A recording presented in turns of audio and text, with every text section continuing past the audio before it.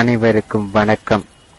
தற்பொழுது நாம் பார்த்து கொண்டிருப்பது திருச்சி மாவட்டம் குளக்குடியில் அமைந்துள்ள எல்லையம்மன் கோவிலைத்தான். சிதிலமடைந்த இந்த கோவிலை பார்க்கும் பொழுது நம் மனம் பதற வைக்கின்றது. காரணம், ஒரு காலத்தில் இந்த ஊரையே காத்து வந்த இந்த எல்லையம்மனை காக்க இன்று ஒருவரும் முன்வரவில்லை என்பதுதான் நிதர்சனமான உண்மையாக இருக்கிறது. மேலும் சமூக விரோதிகளின் ஆக்கிரமிப்பும் இந்த கோவிலை இந்த நிலைமைக்கு ஆட்படுத்திவிட்டது என்று கூறினால் அது மிகையாகாது. ஒரு காலத்தில் எல்லையம்மனை இந்த ஊரை சுற்றி வலம் வர உபயோகப்படுத்தப்பட்ட இந்த தேர் கூட இன்று கேட்பற்று நாதியற்ற வகையிலேயே காணப்படுகின்றது.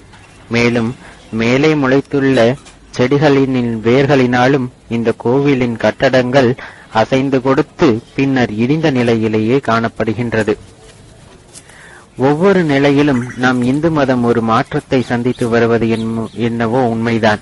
ஆனால் இந்த அளவிற்கு கொடுமையான மாற்றத்தை அனுபவித்துக் கொண்டிருப்பது நமக்கெல்லாம் ஒரு வேதனையான மற்றும் வெட்கப்படக்கூடிய விஷயமாகவே இருந்து வருகின்றது. இதை சுத்தப்படுத்த கூட ஆள் இல்லாமல் இந்த ஊரில் மக்கள் என்னதான் செய்கிறார்கள் என்பதுதான் நமது கேள்வியாக இருக்கின்றது. உதிர்ந்த அந்த காரைகளை எடுத்து பூசக்கூட ஆள் இல்லாமல் போனது மிகவும் வேதனைக்குரிய விஷயம்தான். நம்மை காக்கும் சாமிக்கு நாம் சிறிது சேவையாவது செய்ய வேண்டும் அல்லவா? இந்த சாமியின் மீது உள்ள நம்பிக்கையை சிறிது சிறிதாக தகர்ந்து கொண்டிருப்பது நாம் பக்தி மார்க்கத்தை விட்டு வெளியே சென்று கொண்டிருப்பதை தான் நிதர்சனமாக உணர்த்துகிறது என்று கூறினால் அது மிகையாகாது.